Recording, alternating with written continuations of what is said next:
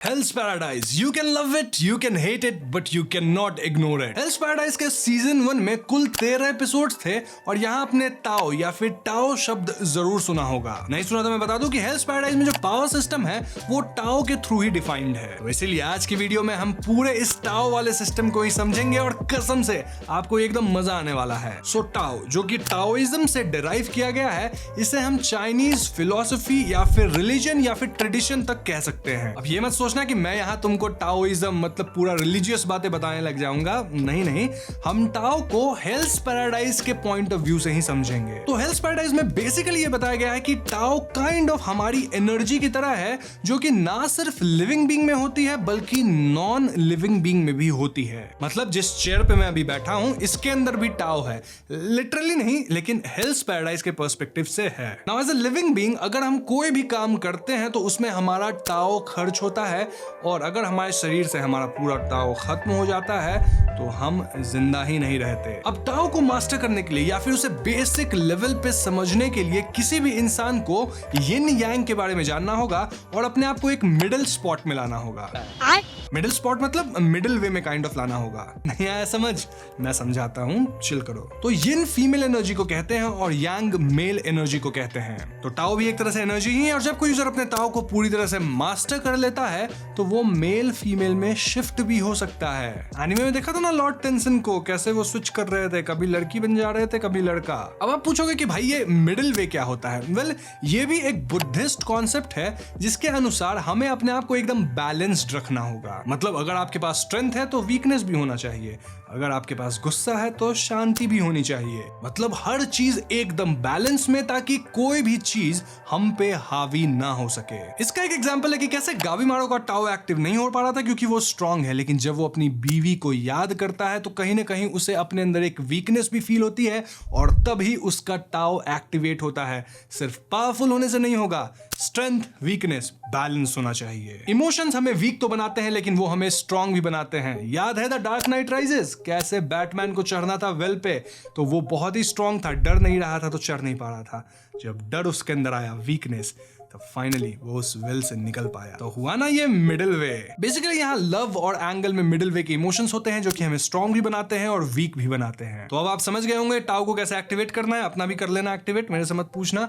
लेकिन यहाँ तो सिर्फ मैंने टाओ को समझाया है, इसके हम कह सकते हैं 5 टाइप्स भी होते हैं। अब ये जो 5 टाइप्स है ये है water, metal, fire, earth and would. Now this is very interesting. ये जो 5 एट्रीब्यूट्स है ये बेसिकली रिस्टोरेशन और हिंडरेंस के साइकिल को फॉलो करते हैं जब भी 2 कांटेक्ट में आता है। फिर हो गया ना कंफ्यूज भारी भारी वर्ड्स सुन के? अरे टेंशन मत लो, मैं बड़े बड़े वर्ड्स बस बोल देता हूं, फिर उसको सिंप्लीफाई करके समझा भी देता हूं। तो वुड टाओ जो होता है वो फायर टाओ को रिस्टोर करता है और अर्थ टाओ को हिंडर यानी डैमेज या ऑब्स्ट्रक्ट करता है। नाउ फायर टाओ अर्थ टाओ को रिस्टोर करता है और मेटल टाओ को हिंडर करता है। नाउ अर्थ टाओ मेटल को रिस्टोर करता है और वाटर टाओ को हिंडर करता है। वहीं देखा जाए तो मेटल टाओ वाटर टाओ को रिस्टोर करता है और वुड टाओ को हिंडर करता है। Lastly water tau would tau को रिस्टोर करता है और फायर टाओ को हिंडर करता है। समझे कि नहीं क्या बोल रहा हूँ? नहीं समझे तो चलो एक एग्जाम्पल से मैं आपको समझा देता हूं। तो इमेजिन करो कि एक पर्सन है, इसका टाओ है फायर, और एक पर्सन बी है, इसका टाओ है वुड। तो अगर जो ये पर्सन बी है वो पर्सन ए को टच करेगा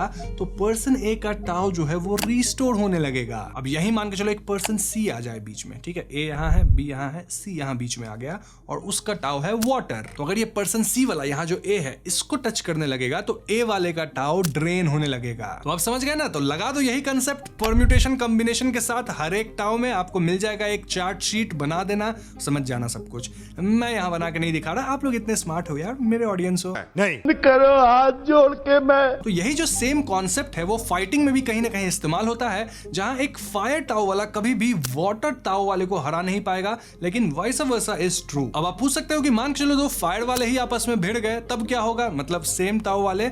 तो वेल अगर इन दोनों के बीच ऐसे में गुत्थम गुत्ती होती है तो जिसके पास ज्यादा ताकत है वो जीत जाएगा, जो ज्यादा बलिस्ट है he is the more powerful, who is more strong, वही जीतेगा लड़ाई को। अब इन सब टाओस के अलावा एक फ्लावर टाओ भी है जिसे सिर्फ लॉर्ड टेंसन यूज कर पाते हैं और बेसिकली इसका इस्तेमाल रीजनरेशन के लिए होता है। अब अगर आप बोलोगे कि भैया वो लोग रीजनरेट कर लेते हैं तो उन्हें मारा ही कैसे जाए? वेल एक तरीका है, लेकिन उसे हम डिस्कस करेंगे लॉर्ड टेंसन वाली वीडियो में। एक डेडिकेटेड वीडियो आएगी, वहां जानेंगे कैसे लॉर्ड टेंशन को मारा जाता है, कैसे मारा गया है मांगा में। लेकिन उसके लिए इस वाले वीडियो पे 15,000 लाइक्स मुझे चाहिए। लगे हाँ तो लाइक कर ही रहे हो तो डिस्कॉर्ड, इंस्टाग्राम हर जगह फॉलो भी कर लो यार। मतलब बोलता हूँ हर वीडियो में, फिर भी नहीं करते आप लोग। सबका लिंक डिस्क्रिप्शन में। Coming back to video, well anime में हमने आजा चोबे को फ्लावर ताओ का इस्तेमाल करते हुए देखा है और मांगा में आगे चल के गाबीमारू भी इसका इस्तेमाल कर पाएगा, लेकिन ये लोग ऐसा कैसे कर पाए? बेसिकली अगर किसी ह्यूमन के अंदर फ्लावर ताओ आ जाता है तो वो हाइब्रिडाइजेशन के प्रोसेस के थ्रू जाता है। इन शॉर्ट उसके शरीर पे फ्लावर्स वगैरह आ जाते हैं और वो मारा जाता है। हमने एनीमे में देखा भी है कि कई लोगों के शरीर पे फ्लावर्स आ गए थे जो कि बोट से वापस आए थे और वो सब मरे हुए थे या मर रहे थे। लेकिन जब एक इंसान डेथ डोर पे होता है तो वो इस चीज को काउंटर कर सकता है। सब कोई नहीं कर सकते, चोजन वंस, क्योंकि जब वो डेथ डोर पे होगा तो उसका टाओ बिल्कुल भी इस्तेमाल नहीं होगा और वो अपने पूरे टाओ का इस्तेमाल रीजनरेशन या फिर फ्लावर टाओ को काउंटर करने में कर सकता है। अब ऐसा कर पाने के लिए आपके अंदर एक स्ट्रॉन्ग विल टू लिव होना चाहिए और आजा चोबे को देखा जाए तो उसे अपने छोटे भाई को बचाना था, उसको रास्ता दिखाना था, तो उसके अंदर एक बहुत ही स्ट्रॉन्ग विल टू लिव था। वहीं गाबीमारू की बात की जाए तो उसकी पत्नी वेट कर रही है ना, जाना है पत्नी के पास, उसके अंदर भी एक बहुत ही ज्यादा स्ट्रॉन्ग विल टू लिव था।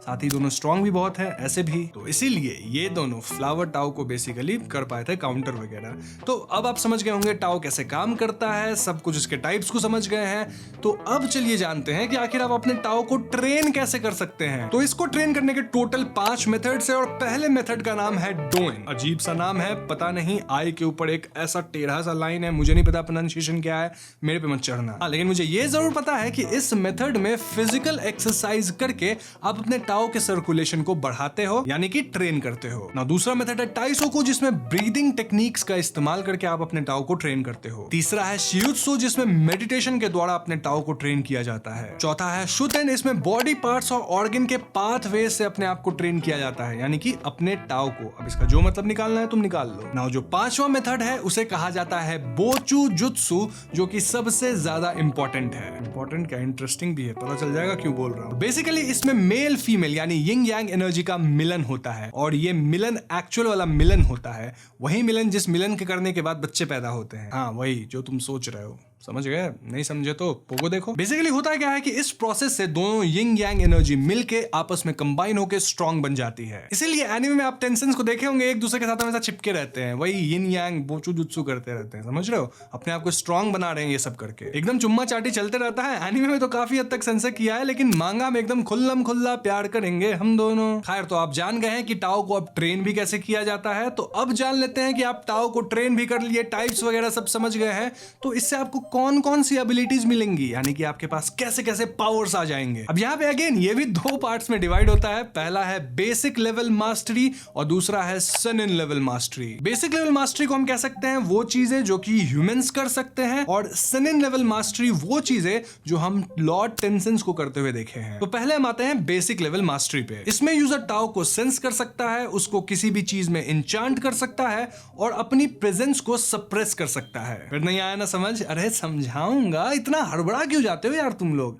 मैं हूं ना, आया हूं, समझा के ही जाऊंगा भाई। तो टाओ को सेंस करना, सुन के समझ में आ रहा होगा कि इससे यूजर अपने आसपास जितने भी लोग हैं उनके शरीर के अंदर कितना टाओ है उस चीज को सेंस कर सकता है, और इससे होता यह है कि वो उनके नेक्स्ट मूव्स तक को प्रेडिक्ट कर सकता है। मूव्स प्रेडिक्ट करना छोड़ो, उनके लोकेशन तक का ढंग से पता लगाया जा सकता है। और हम शियोन को देखे भी थे एनीमे में, कैसे वो वेव्स और तरंग की मदद से लोगों को देख पाते थे जबकि वो आंख से अंधे थे।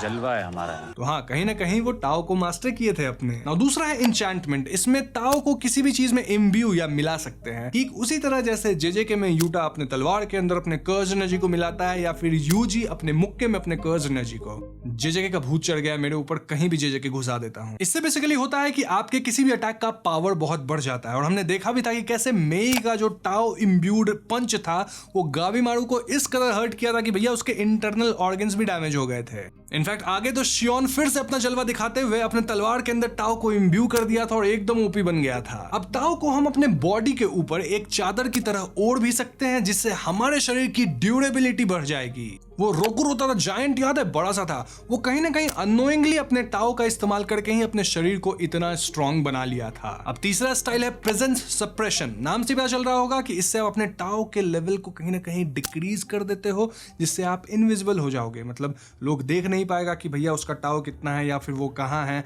आपके मूव्स को भी रीड नहीं कर पाएगा। लेकिन इसके लिए काफी मास्टरी चाहिए होती है। अब ये सब तो आप समझ ही गए होगे, स्मार्ट ऑडियंस हो मेरे। वैसे मैं भी अपना टाओ बढ़ाने का कोशिश कर रहा हूँ, जिससे मैं जल्दी से 200 के सब्सक्राइबर्स हिट कर जाऊं अपने चैनल पे। तो आप लोग भी अपना टाओ बढ़ाओ, ऐसे पटक से सब्सक्राइब करो मेरे चैनल को, टाओ बढ़ जाएगा आपका भी, फिर अपन लोग को मजा आ जाएगा। 200 के हिट हो जाएगा तब तो मजा आएगा। एक स्पॉन्सर आज तक नहीं आया है, 200 के बाद कहीं आ जाए तो कर दो सब्सक्राइब, ठीक है? Thank you.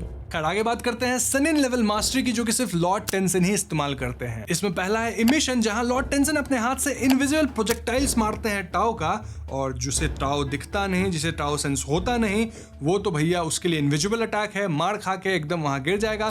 जो टाओ को सेंस कर सकता है बेसिकली वही इस अटैक से बच सकता है। लेकिन जो main technique Lord tension use करते हैं टाओ की मदद से, उसे हम कहते हैं टोएटे, TOA, ए के ऊपर अजीब सा एक सिंबल है TE। ये जब भी एक अजीब सा सिंबल होता है ना, उसका कुछ अलग ही प्रोनाउंसिएशन होता है। मुझे बताना यार कमेंट में क्या होता है इसका प्रोनाउंसिएशन। अब एक और तरीका है जिसे हम कहते हैं लाइटनिंग। नाम से ही पता चल रहा होगा कि अपने टाओ का इस्तेमाल करके लाइटनिंग स्ट्राइक्स आप ठोक सकते हो अपने ओपोनेंट पे। ये स्ट्राइक्स बहुत पावरफुल होते हैं, इनफैक्ट इतने पावरफुल कि मांगा में जब गावीमारू ये स्ट्राइक खाया था तो वो भी अपना निंजुत्सु इस्तेमाल नहीं कर पा रहा था। क्यों हिला डाला ना।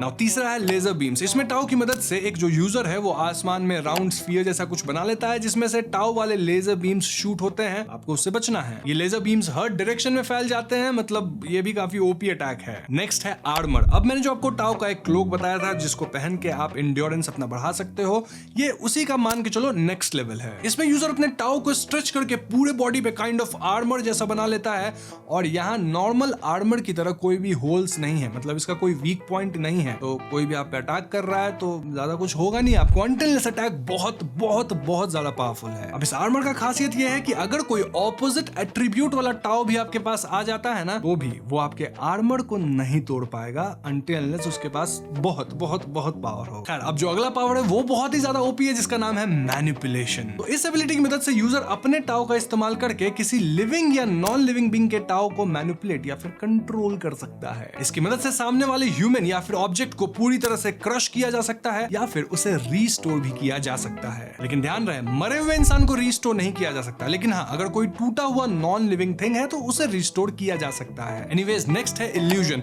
इसमें यूजर तालियां बजा के अपने ओपोनेंट को एक वॉइड, डार्क वॉइड में ले जाता है जहां वो उसे कुछ भी दिखा सकता है, इसलिए तो नाम इल्यूजन है। ये सीधा अपने ओपोनेंट के नर्वस सिस्टम पे टारगेट करता है, यानी कि इल्यूजन जिस पे भी इस्तेमाल हुआ होगा उसके बाद आप देखेंगे कि वो थोड़ा सा डोल गया है, अनईजी फील कर रहा है। अगर मेरे पास ये एबिलिटी होती ना तो मैं अपने बचपन के अच्छे दिन वापस से जाके देखता, भले ही थोड़ा अनईजी फील करता। आप लोग बताओ, आप लोग क्या देखते, कमेंट करके बताना। अब लास्ट वाली जो टेक्निक है उसका नाम है क्लोनिंग। नाम से ही समझ गए होगे, इसमें आप अपने कई क्लोन्स बना सकते हो। इसका इस्तेमाल हमने रियन को कई बार करते हुए देखा, जहां पे वो अपना क्लोन्स बना पा रहा था मांगा में ऑफ कोर्स, एंड वो अपने क्लोन्स को कंट्रोल भी कर सकता है। इनफैक्ट उसके क्लोन्स भी रीजनरेट कर सकते हैं। ये करने के बाद रियन चाहे तो उन्हें फुल कॉन्शियसनेस या फिर अपनी जिंदगी भी दे सकता है, और इसी तरह से बाकी के लॉर्ड टेंसन क्रिएट हुए थे। जी हाँ, ओरिजिनली सिर्फ एक लॉर्ड टेंसन था, रियन, बाकी सब तो उसके क्लोन्स ही हैं जो साथ आप देख रहे हैं।